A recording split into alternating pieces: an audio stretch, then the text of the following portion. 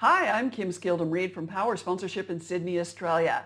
And our topic for today is how to structure a sponsorship portfolio. So, most sponsors build their sponsorship portfolios organically. So, they have a need, so they go out and find a sponsorship that achieves that need with a target market, a geographic location, one or more objectives they're trying to achieve. And the issue about that is that there's no overarching logic. That can create inefficiencies in the portfolio, difficulty leveraging because, if everything is going in different directions, you have to leverage them all individually, and a lack of strategic alignment. So what we're going to go over today are a number of options for portfolio structures that really do work, and some options with those. And we're going to go through some portfolio structures that really don't work and why. So let's get into it. The first portfolio structure that does work is fewer, bigger sponsorships. And this is something that's kind of been going on quietly for some time, where some sponsors are looking at their portfolios and thinking, you know what, let's just rationalize out a lot of these little sponsorships and go for, 3 or 4 big sponsorships. And so we can actually just leverage the hell out of them. We can concentrate our efforts. It avoids spreading our resources too thin. And it's really easy to align it with your brand strategy. The issue is, it's easier to manage for sure, but the issue is that if you don't really put some care and effort into choosing these things smart, then it can actually lack flexibility for you. So what you want to do is you want to pick big sponsorships that operate as multi-tools. Now, I've got a whole blog about multi-tools, so I'm going to link that in the description. But you want to be very, very selective if you go for the fewer, bigger sponsorships kind of portfolio. The next kind of portfolio that really works is something that I use a lot with my clients, and that is an umbrella portfolio. And so it's basically a collection of related sponsorships. They could be big, they could be small, they could be, tactical, they could be strategic, that are all under one overarching theme, hence the umbrella. An example would be Jack Daniel's, which has an umbrella portfolio under the overarching theme of live music, like live music in pubs particularly. And they've not only sponsored lots of those things, but they've actually created events, created even television programs around that live music thing. So it ends up being this very multifaceted portfolio of little things, big things, other things that are all related. Also, a lot of my clients put their community portfolios, which can be, it can be dozens or hundreds of community and charity investments that could be really, really small and hard to leverage by themselves under one portfolio. So you actually leverage them as if it's one giant sponsorship, which can have lots of opportunities for really creative leverage. It's got lots of critical mass for leverage, and it gives you a lot of flexibility. No one thing under that portfolio needs to be perfect. It just needs to be part of an overarching whole.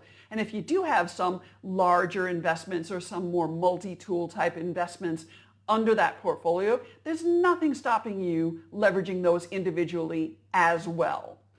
So one of the other things that I really, really like about umbrella portfolios is that you can add other elements. Like Jack Daniel's added actually, events that they created themselves. For a community portfolio, you could add other elements like staff initiatives, grant programs, and more. So that's one of my favorite kinds, and it works really, really well if you've got that kind of portfolio that has a bunch of related investments that can be tied together with one overarching theme. Sort of a relative of an umbrella portfolio is a vertically integrated portfolio. So the sponsorships in that are in one category. Oftentimes that category could be sport.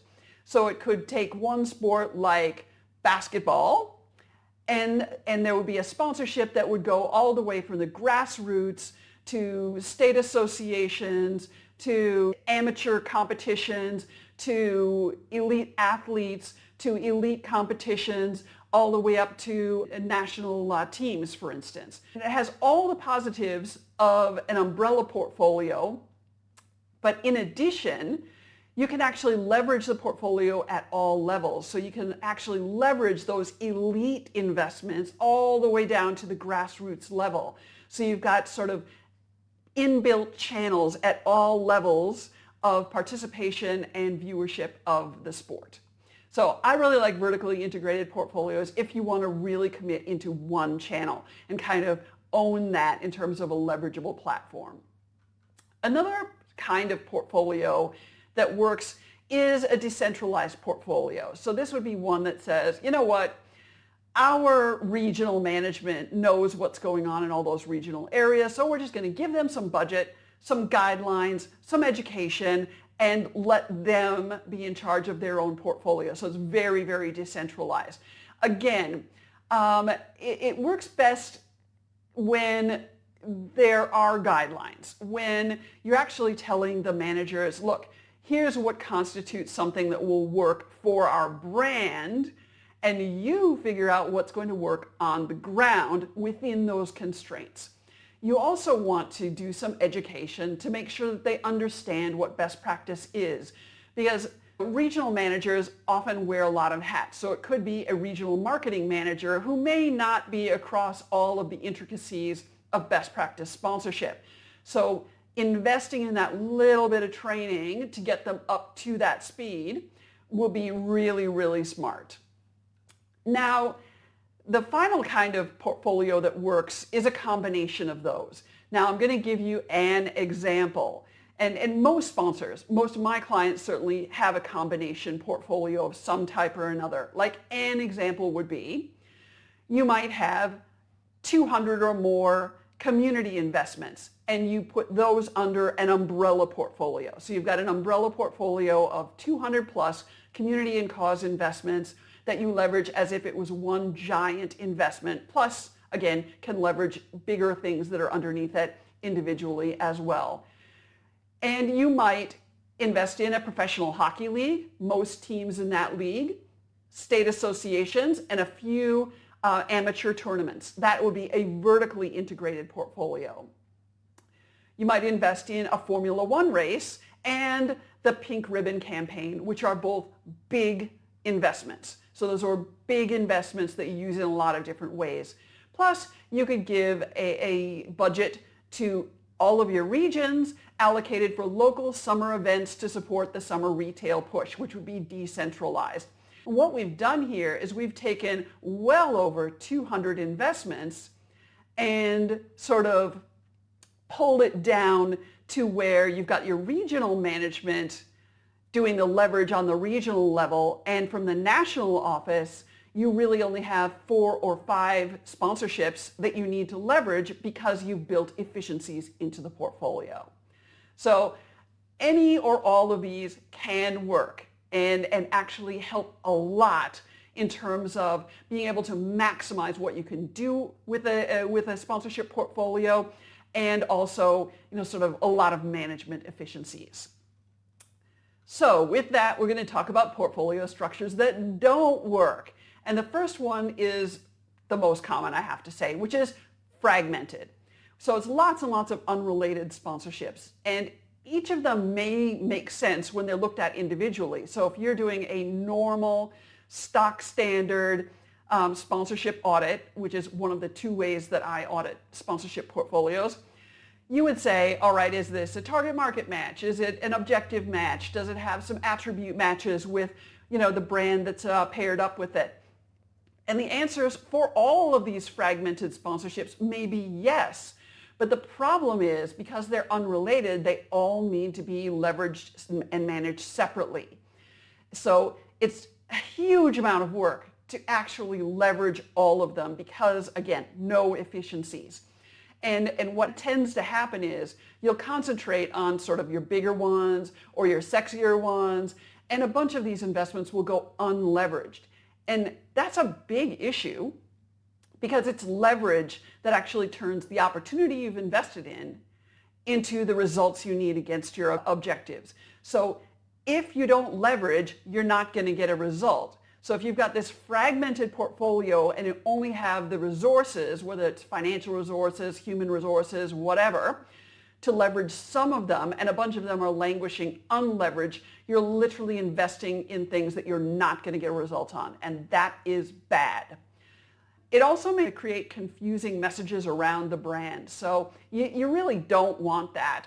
If it's like you're doing the ballet over here, but you're doing monster trucks over there, and they all may make sense, sort of, but is it a cohesive statement about the brand? And if the answer to that is no, we need to rethink. And finally, if a sponsorship is chosen for a specific situation, like it's this market, at this time, in this geographic area, it actually may lack the cross-departmental support that actually drives thorough creative leverage. You really want your stakeholders from across the organization to see a sponsorship and think, yep, I can use that to help drive sales and sales promotions. Yes, I can use that to create exclusive content. Yes, I can do that to attract new customers or to reward our loyal customers or whatever. But if you do something that's really, really tactical, and that's often the case with fragmented portfolios, it may not have the components, the relevance that is needed to do that really thorough creative leverage. So it's sort of like having an unsolved jigsaw puzzle. It's inconsistent and it lacks cohesion. Then there's the ad hoc portfolio. I mean, this is like not just having an unfinished jigsaw puzzle. This is like having all of the pieces from 15 different jigsaw puzzles all mushed up together, and then you get a collection of them and try to make sense of it. I mean, it's not going to work. It will never, ever work. So these are decisions that are made with little strategic relevance or any thought about how they fit into the portfolio. Oftentimes there are rogue regional management decisions, there might be senior management decisions, there may be different departments are doing different sponsorships, like sales might be doing something with conferences that has nothing to do with anything else and couldn't be leveraged across anything else. And this kind of portfolio, there's really no sort of tweaking to fix it. It really needs a major overhaul. The other kind of audit that I do is perfect for this, which is a zero-based audit. And a zero-based audit is basically saying, all right, if you had the same budget and no commitments, what would the perfect sponsorship portfolio look like? So if your budget is, let's say, 1.5 million. I mean, you could do this with 300,000, you could do this with 20 million. I don't care, whatever your budget is. So you could then turn around and say, okay, if I had $1.5 million and I had to create, leverage, and measure the perfect sponsorship portfolio, what would it look like? And then that becomes your goal. You start rationalizing the ad hoc decisions out and adding in the components of that perfect portfolio as things come out of their contracts. I strongly recommend that if you do have an ad hoc portfolio or parts of your sponsorship portfolio are ad hoc, and oftentimes it is sort of partly fragmented, partly ad hoc, the zero-based audit can really do a lot for you. Then there's the based on percentages portfolio, and wow, I get a lot of inquiries about this. I get these emails that say, what percentage of our sponsorship portfolio should be in sports versus arts versus community versus events? And I'm like, yeah, that's the wrong question. It forces your decisions into a formula instead of outcomes. What you want are things that are relevant to your target markets. And you may have multiple target markets, which means you may have multiple points of relevance. So the driver needs to be what's going to work best for your brand and target markets rather than these arbitrary percentages. That's just creating a rod for your own back, and just don't do it. It's not worth it, because you may think, wow, our brand would go really, really, really well with sport. And you do a little bit of research and you realize that food festivals might be a great place for your brand and you hadn't even realized it. And so it's based on feedback from your target markets where you're going to be able to figure out what's relevant to them and what isn't. Now, one of my most hated, and I mean hated kinds of sponsorship portfolios are defensive. That is, that you're investing in sponsorships, and usually this isn't a whole portfolio, but part of a portfolio. You're investing in sponsorships strictly for the exclusivity. That is, you're investing in stuff that doesn't work for your brand, but you don't want your competitor brand to get in. So you're literally strictly defensive on this. There's no leveraging it into a result because it doesn't work for your brand. It's not relevant for your brand. It's taking you away from your core values and attributes. And so it's literally just a blocking maneuver. Now, you are so much better off just playing your own game and leveraging the hell out of it, and just let your competitor have those other ones. If you're doing best practice sponsorship, there's every chance your competitor isn't, so you'll be outperforming them anyway. So don't do defensive sponsorships. It's really counterproductive in so many ways. So just so you know, the effective structures include fewer bigger sponsorships, an umbrella portfolio, vertically integrated, decentralized, and the most common is a combination. Ineffective are fragmented, ad hoc, percentage-based, and defensive. So what I want you to do is to have a look at your sponsorship portfolio and see if any of them and any of your investments fall under those not great structures.